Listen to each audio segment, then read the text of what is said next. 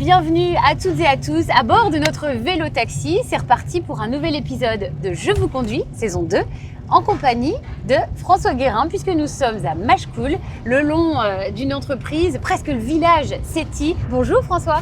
Bonjour. Bienvenue ici dans notre vélo. Alors, on est à Machecoul, pourquoi ? Parce que c'est le berceau de l'histoire de l'entreprise.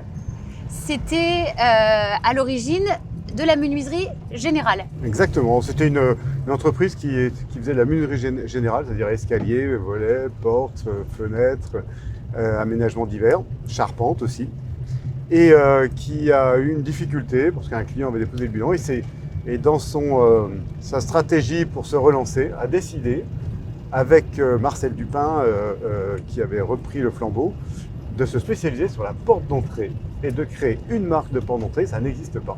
Ah, d'où le nom Bellem. La première, donc c'est la première marque vraiment qui a fondé le développement ensuite important de l'entreprise. Vous arrivez à quel moment dans cette histoire-là ? Moi j'arrive en janvier 2009. L'entreprise s'était développée avec Marcel Dupin pendant quelques années. Et puis Yann Rolland est arrivé et a développé l'entreprise et a conduit ce développement pendant une quinzaine d'années avec un fort développement, toujours autour de la porte d'entrée. Quand je suis arrivé en 2009, le groupe avait atteint 500 personnes avec deux marques d'entrée principales, Bellem et Zitel. Et là, on a décidé de continuer à développer le groupe sur l'enveloppe de l'habitat.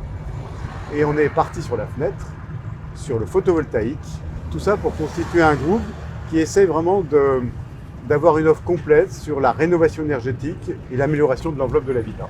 L'habitat, vous l'avez vu évoluer. Aujourd'hui, pourquoi c'est essentiel d'être à la fois sur l'accueil, la porte d'entrée, les fenêtres, qui sont un élément clé de l'habitat, et ce qu'on pourrait appeler l'enveloppe finalement, avec tous ces systèmes et la façon dont vous avez évolué ? On a essayé de se positionner sur ce qui avait du sens pour nous et ce qui constitue à mon avis un des enjeux majeurs aussi de la transition écologique, énergétique, c'est l'amélioration de l'habitat. L'habitat, c'est 40% des consommations d'énergie et c'est 25% des émissions de CO2. Donc l'habitat, c'est un enjeu majeur si on veut contribuer aux enjeux du climat. Et nous, on est parti d'un petit bout de l'enveloppe de l'habitat, c'était la porte d'entrée. Et la fenêtre était un prolongement assez normal. Et puis on a eu cette opportunité dans le photovoltaïque. On s'est dit tout ça, ça peut constituer un ensemble cohérent. Et ça sera aussi notre contribution à cet enjeu sociétal qu'est la transition écologique. Vous êtes passé de directeur général à président, avec beaucoup de changements qui ont accompagné ce nouveau statut. Qu'est-ce qui a changé là, juste à l'après-Covid ? Oui, on réfléchissait depuis déjà un certain temps avec Yann Rolland, ancien président du groupe, sur l'évolution de l'entreprise, de son actionnariat. Et avec deux points, je dirais, clés majeurs. C'est garder ce qui fait notre culture, notre ADN, c'est cette dimension RSE, cette notion de responsabilité. Puis deuxième élément clé, c'est garder son indépendance.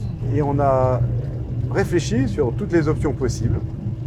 Moi, j'étais partant pour reprendre le flambeau, mais pour ça aussi, pas facile de monter à l'actionnariat vu la taille de l'entreprise tout en gardant son indépendance.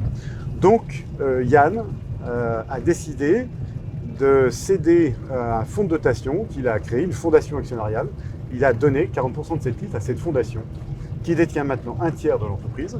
Moi, je suis monté au capital et j'ai embarqué 50% des salariés qui détiennent un deuxième tiers du capital. Et pour qu'on soit parfaitement aligné sur nos enjeux stratégiques, on a pris des fonds choisis, qui sont des fonds impact, des fonds dédiés à la transition énergétique, qui sont alignés sur la stratégie de CETI. Et on a fait un bon montage, tout ça constitue un actionnariat très ouvert, plus collectif, et en même temps on a basculé dans le statut entreprise à mission. Les salariés ont répondu facilement présents à cette ouverture, cette opportunité nouvelle ? Oui, on savait qu'on allait avoir quand même un écho plutôt positif, mais pas à la hauteur de ce qu'on a eu. C'est-à-dire que ça crée vraiment une envie en tout cas d'adhérer. Et 50% des salariés actionnaires sont fruits de notre taille, je trouve que c'est très bien. Et ce qui est important aussi, c'est pas réservé uniquement aux cadres, c'est ouvert à tout le monde. Et dans ces 50%, on a des ouvriers, des techniciens, des cadres, et ça crée un collectif vraiment homogène. Ça représente quoi d'être entreprise à mission ? C'est une exigence ou c'est un défi, ou les deux, pour vous ? Un aboutissement ? Pour moi, c'est une exigence et une opportunité. Une exigence parce que ça va nous pousser en permanence à être alignés sur la mission. Mais en faisant ça, c'est une opportunité parce que ça nous obligera toujours à penser le coup d'après, à penser en dehors du cadre et à imaginer les solutions de demain. Sans cette exigence-là, on pourrait facilement se réfugier dans le petit confort du quotidien, à répéter un peu les mêmes choses. Entre une mission, ça vous pousse à penser différemment. Oui, c'était une exigence, mais cette exigence, elle devient en fait un plaisir, une opportunité. Et alors la mission, c'est quoi exactement? Alors notre mission, c'est s'engager pour une entreprise et un habitat durable, harmonieux et tourné vers l'humain. J'ai bien dit une entreprise et un habitat, c'est-à-dire on veut que ce qu'on fait en interne et ce qu'on fait pour les autres vers l'externe, vers le marché, ça se ressemble. C'est comme une personne, hein. Plus vous êtes aligné, plus c'est simple. En général, c'est... Donc on veut être harmonieux en interne et sur ce qu'on fait pour l'habitat. On veut faire des choses durables, on veut une entreprise durable et on veut des produits durables pour l'habitat et on veut des choses tournées vers l'humain. C'est notre culture dans la gestion des collaborateurs en interne, mais on veut aussi des fonctions qui soient tournées vers l'humain dans nos produits. Si on se tourne un peu vers demain, chose que vous devez faire, j'imagine bien dans toutes ces instances, à quoi ressemblera l'habitat durable, que ce soit au niveau des portes, des fenêtres, de l'énergie, puisque c'est un vaste sujet. Quels sont les sujets qui vous préoccupent, qui vous mobilisent? Il y a un enjeu général qui nous emporte tous, c'est la stratégie bas carbone. Si on veut réduire le réchauffement climatique, on n'a pas d'autre solution que de faire du vélo déjà. Que de faire du vélo. Donc ça, je suis très content de participer à cette émission au vélo. Donc première chose, c'est avoir une stratégie bas carbone et proposer des produits qui contribuent à baisser les émissions de CO2. Ça, pour les industriels, c'est un enjeu majeur parce que quand on regarde nos process industriels et nos produits, nous avons le premier enjeu, c'est les matériaux qu'on achète. Donc, réduire l'impact carbone par l'éco-conception et progressivement par l'utilisation de matériaux biosourcés qui vont faciliter le recyclage et le niveau bas carbone. Ça, je dirais, c'est l'enjeu majeur. Après, sur l'habitat, essayer de proposer des solutions qui réduisent la consommation d'énergie et qui vont aider aussi à utiliser de l'énergie renouvelable. D'où le fait que nous, on est très axé sur le photovoltaïque, mais sur un photovoltaïque responsable. Voilà. Je me bats pour un photovoltaïque made in France. Pourquoi? Parce qu'aujourd'hui, 80% vient de Chine. Ce sont des panneaux fortement carbonés. En plus, pour certains, fabriqués dans le Ouïghour avec la main-d'œuvre forcée, donc éthiquement très critiquable. Alors qu'en France, on peut faire du panneau décarboné. Puisqu'on est sur le photovoltaïque, est-ce qu'on peut expliquer en quoi ce que vous produisez à Carquefou est vraiment spécifique avec une couche d'air, c'est ça? Alors effectivement, on a été les inventeurs du système aérovoltaïque. D'ailleurs, le nom, on l'a créé à l'origine. Quand vous avez un rayonnement solaire sur un panneau photovoltaïque, 20% de ce rayonnement est converti en énergie électrique, 80% part en chaleur, c'est ce qu'on appelle la chaleur fatale. Alors nous, on a inventé un système avec une boîte sous le panneau photovoltaïque qui vient récupérer cet air chaud. Et cette chaleur, on la voit dans les maisons. Et c'est un complément de chaleur. Donc ça fait doublon? Exactement. On produit de l'énergie électrique et de la chaleur. Très bien. Est-ce qu'on peut revenir dans le temps et dans votre histoire personnelle sur votre parcours? Est-ce que quand vous étiez petit, vous rêviez d'être dirigeant, président de CETI? Non, déjà ça n'existait pas. On rêve de beaucoup de choses quand on est petit. Oui.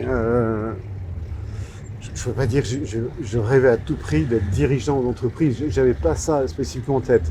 Par contre, je sais que j'avais envie de faire des choses. D'être dans l'action. Donc, on avait créé avec un copain Ingénieurs sans frontières dans une école. Et on était parti en Afrique, mener des projets. C'était à l'époque du Sahel.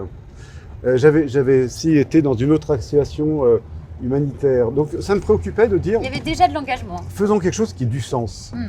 Et quand j'ai rejoint l'entreprise, c'était un élément important pour moi. Et j'ai quitté le monde de l'industrie automobile d'ailleurs, parce que justement, je ne trouvais plus de sens dans cette industrialisation massive tournée vers le low cost, où on se dit, mais quel est le sens de tout ça? Vous semblez d'un tempérament calme, posé.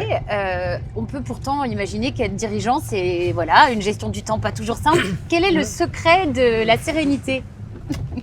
Oula. Pour vous? Oui, on sait ce qu'on me dit. Ça fait partie de ma nature.